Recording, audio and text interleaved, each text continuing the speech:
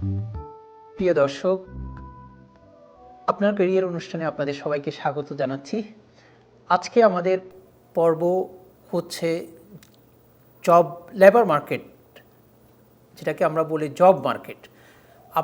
কানাডায় job market সম্পর্কে ধারণা থাকতে হবে আপনি যদি আপনার ক্যারিয়ারে প্রতিষ্ঠিত হতে চান। জব মার্কেটটা কি সেটা সম্পর্কে আমাদের প্রথম একটু ভালো ধারণা থাকা দরকার।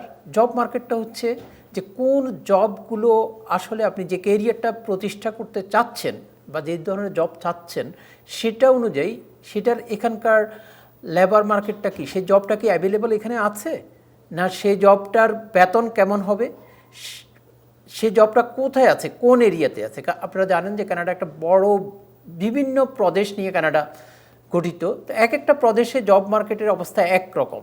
এই মুহূর্তে যদি আমি বলি যে কানাডার বর্তমান আনএমপ্লয়মেন্ট রেট 9%।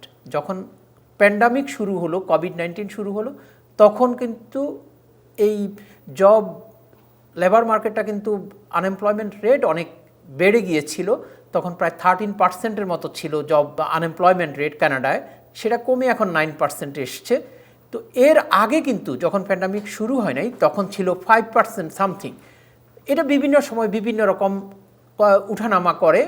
এখন আপনাকে চিন্তা করতে হবে যে এই জব মার্কেটে জবগুলো অ্যাভেলেবল কিনা, তার বেতন কেমন, কোন অঞ্চলে জবগুলো অ্যাভেলেবল, এবং সেটাতে আপনার কি কি দরকার। যেমন কিছু অনেকগুলো জব আছে যেগুলো প্রফেশনটা রেগুলেটেড কিনা না নন রেগুলেটেড হলে সেখানে আপনার কিছু করার নেই। আপনার সে যদি প্রয়োজনীয় দক্ষতা অভিজ্ঞতা থাকে আপনি আবেদন করতে পারেন, আপনার সেই স্কিলস থাকে। কিন্তু যখন রেগুলেটেড হবে সেখানে আপনার লাইসেন্সিংয়ের দরকার আছে, সেখানে মেম্বারশিপের দরকার আছে। তো আপনার যেমন সোশ্যাল ওয়ার্কার যদি আপনি হতে চান, এখানে আপনার বাংলাদেশে যদি সোশ্যাল ওয়ার্কারের ব্যাচেলর থাকে বা মাস্টার্স থাকে, আপনি এখানে এসে সোশ্যাল ওয়ার্ক প্র্যাকটিস করতে পারবেন না যতক্ষণ পর্যন্ত আপনি এখানে লাইসেন্সিংটা আপনার না হয়, আপনি মেম্বারশিপটা না হয়।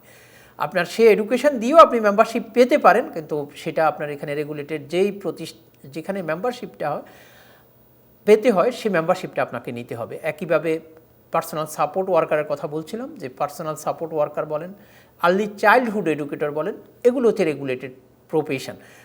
এই লেবার মার্কেট ইনফরমেশনগুলো পাওয়ার পর আপনাকে স্থির করতে হবে যে আপনি এখন কোন জবে আবেদন করবেন। যেমন অনেকেই চাইল্ডহুড এডুকেটরে অ্যাপ্লাই করতে চান বা শিশুদের সাথে কাজ করতে চান।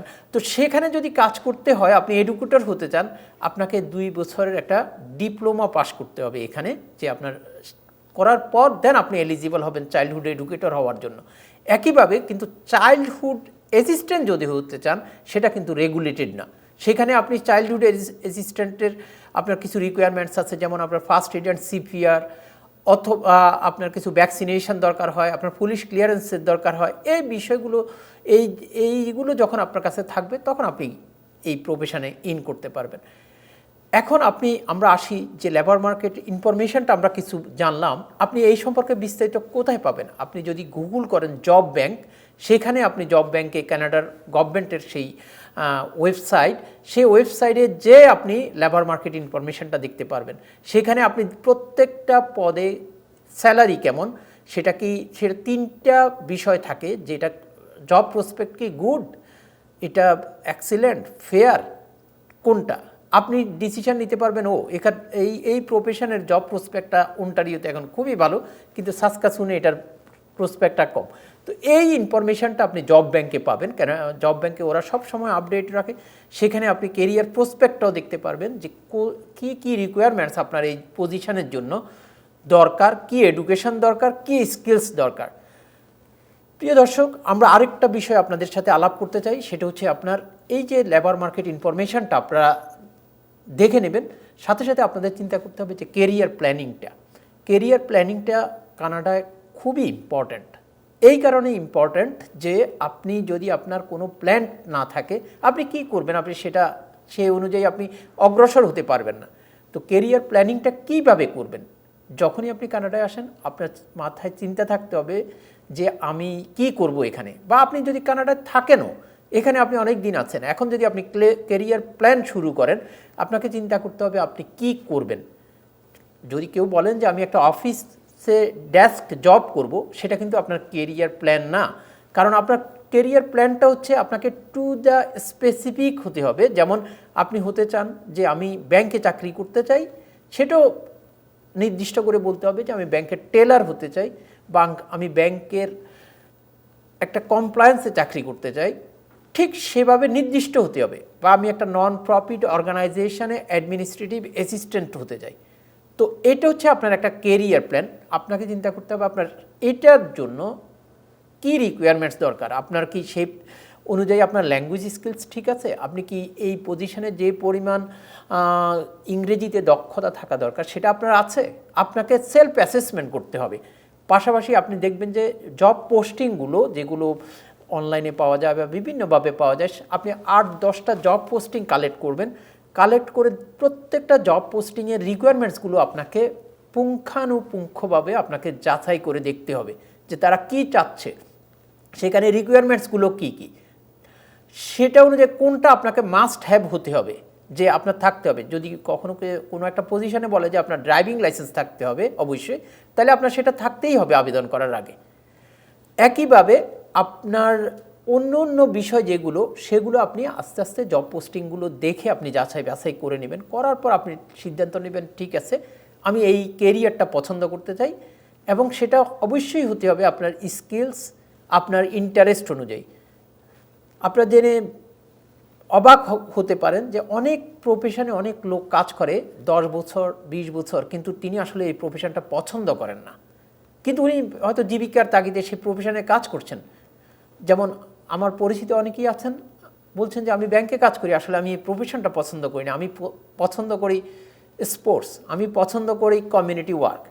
কিন্তু উনি যখন কমিউনিটি ওয়ার্কে কাজ করবেন, হয়তো দেখা যাবে যে উনি খুব এনজয় করছেন। তো এই কেরিয়ারটা পছন্দ করার ক্ষেত্রে আপনার সেই পছন্দ অপছন্দটা অত্যন্ত গুরুত্বপূর্ণ। পাশাপাশি আপনাকে চিন্তা করতে হবে যে সেটার জব প্রসপেক্ট আছে কিনা কানাডায়। আপনি এই প্রফেশনে যে শ্রম দিবেন, এই প্রফেশনে যে পড়ালেখা করবেন বা যে লক্ষ্য নিয়ে আগাবেন, সেই লক্ষ্যটা আসলে রিয়ালিস্টিক কিনা, আপনি কি আসলে সেটা অ্যাচিভ করতে পারবেন কিনা। যদি মনে হয় আপনার কাছে যে না এটা আসলে অ্যাচিভ করা সম্ভব হবে না, কারণ ল্যাঙ্গুয়েজ স্কিলস যে পরিমাণ দরকার সেটা আমার আগামী 2 বছরে হবে না, তাহলে সেখানে না যাওয়াই ভালো। আপনি চিন্তা করলেন যে আমি একটা কিছু পড়ে পেলে দরকার, আমার এখন চাকরি নেই, আমি ওসব পাবো, হয়তো কিছু একটা পড়ে ফেললাম, সেটাও কিন্তু ভুল সিদ্ধান্ত হবে। আপনার কেরিয়ার প্ল্যানটা ঠিক করে তখন আপনি দেখবেন যে আপনার যদি সেই পড়াটা বাংলাদেশে থেকে থাকে, তাহলে আপনার এখানে আর পড়ার দরকার নেই। আর আপনি যদি চিন্তা করেন যে না আমার এই পড়াটা, আমার এই এডুকেশনটা অবশ্যই দরকার, কারণ এখানে আমার গ্যাপ আছে, আমি এই এডুকেশনটা না হলে আমি এই পদে আবেদনের যোগ্যই হব না, তখন আপনি সেই পড়াটা পড়তে যেতে পারেন। এক্ষেত্রে আপনি একজন কেরিয়ার কাউন্সিলর অথবা এমপ্লয়মেন্ট কাউন্সিলর বা কেরিয়ার স্পেশালিস্টের পরামর্শও নিতে পারেন, নিয়ে আপনি আপনার সিদ্ধান্তটা নিতে পারবেন। এমনও দেখা গেছে, আমি অনেকজনকে দেখি যে হয়তো একটা সাবজেক্টে পড়েছে কিন্তু পাশ করার পর কোনো সেই রিলেটেড কোনো জবই উনি পাননি, পরে আরেকটা সাবজেক্ট পড়েছে, এরপরে উনি জব পাননি।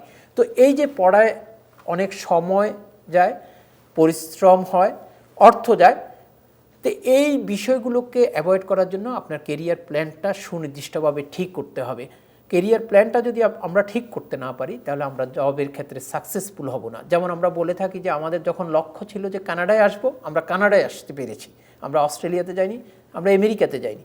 ঠিক একইভাবে আপনি যে পদে এখানে প্রতিষ্ঠিত করতে চান, যে পদটাতে আপনি জব করতে চান, সেই অনুযায়ী আপনাকে প্রস্তুতি নিতে হবে। নেওয়ার পর একটা পর্যায়ে আপনি সেই কেরিয়ারে আপনি সাকসেসফুল হবেন। আরেকটা বিষয় আমাদের জানা দরকার যে আমরা যখন কেরিয়ার প্ল্যান করি, এখানে সেই কেরিয়ারে যেই লোকগুলো আছে অলরেডি কাজ করে, তাদের সাথে একটা নেটওয়ার্কিং গড়ে তোলা খুব দরকার। যেমন যদি আপনি ব্যাংকে জব করতে চান, তাহলে আপনার ব্যাংকিং প্রফেশনে যারা কাজ করছেন এরকম আপনাকে খুঁজে বের করতে হবে, তাদের সাথে আপনি নেটওয়ার্কিং শুরু করবেন।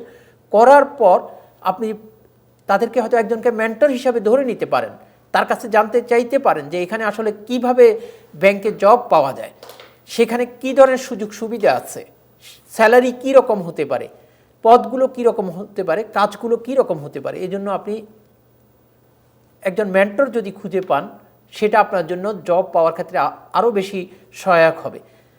পাশাপাশি আপনি সেই কেরিয়ার প্ল্যানটা হওয়ার পর আপনি যদি আপনার প্রয়োজনীয় অভিজ্ঞতা না থাকে, আপনি সেই ধরনের কিছু ভলেন্টিয়ারিং করতে পারেন। যেমন আপনি ব্যাংকে চাকরি করবেন, তো ব্যাংকে আপনাকে ভলেন্টিয়ার হিসাবে নেবে না, কিন্তু ব্যাংকের যে কাজগুলো আছে, আপনি যদি কাস্টমার সার্ভিসে কাজ করতে চান, সেরকম প্রতিষ্ঠান খুঁজে আপনি কাস্টমার সার্ভিসের অভিজ্ঞতাটা সঞ্চয় করতে পারেন। আপনার যদি অ্যাকাউন্টিংয়ের অভিজ্ঞতা প্রয়োজন হয়, আপনি সরাসরি ব্যাংকে ভলেন্টিয়ার না করতে পারলেও আপনি এমন একটা প্রতিষ্ঠান, নন প্রফিট অর্গানাইজেশন ঠিক করে নেন যেখানে আপনি আপনার অ্যাকাউন্টিং এক্সপিরিয়েন্সটা ডেভেলপ করতে পারেন। তো এভাবে আস্তে আস্তে আপনার কেরিয়ারটা এখানে সফল হবে। সেই জন্য আপনাকে কন্টিনিউ চেষ্টা করতে হবে এবং আপনার ইচ্ছার শক্তিটা হচ্ছে সবচেয়ে বড় বিষয়। আপনি যখন আপনার কেরিয়ার প্ল্যান ঠিক হবে, সে অনুযায়ী আপনি প্রচেষ্টা করবেন, আপনার চেষ্টা চালিয়ে যাবেন, আপনার ইচ্ছা থাকতে হবে, পরিশ্রম করতে হবে এবং আপনি একদিন না একদিন সফল হবেন, এটা নিশ্চিতভাবে বলতে পারি। এক সময় কানাডায় প্রথম যারা আসছেন তারা খুব একটা সফল ছিলেন না পেশাগত চাকুরি পেতে, কিন্তু এখন অনেকেই সফল হচ্ছেন, কারণ এখন তথ্য আমাদের সবার হাতের মুঠোয়, আমরা খুব দ্রুত তথ্য পেয়ে যাচ্ছি, ইনফরমেশান পেয়ে যাচ্ছি। তো আজকে আমরা এই পর্যন্তই আপনাদের সাথে আপনার কেরিয়ার অনুষ্ঠানে আমরা আজকে আপনাদের এই বিষয়গুলোই বললাম। আগামী একটা পর্বে আপনাদের সাথে আবার কথা হবে অন্য একটা বিষয় আপনার কেরিয়ার নিয়ে। সে পর্যন্ত আপনারা আমাদের সাথে থাকবেন। আমাদের এই অনুষ্ঠান দেখার জন্য আপনাদের সবাইকে ধন্যবাদ জানাচ্ছি। নন্দন টিভির সাথে থাকার জন্য আপনাদের সবাইকে ধন্যবাদ জানাচ্ছি। আপনারা এই প্যান্ডামিকের সময় সবাই সুস্থ থাকুন, ভালো থাকুন, আপনাদের শুভকামনা করছি। ধন্যবাদ।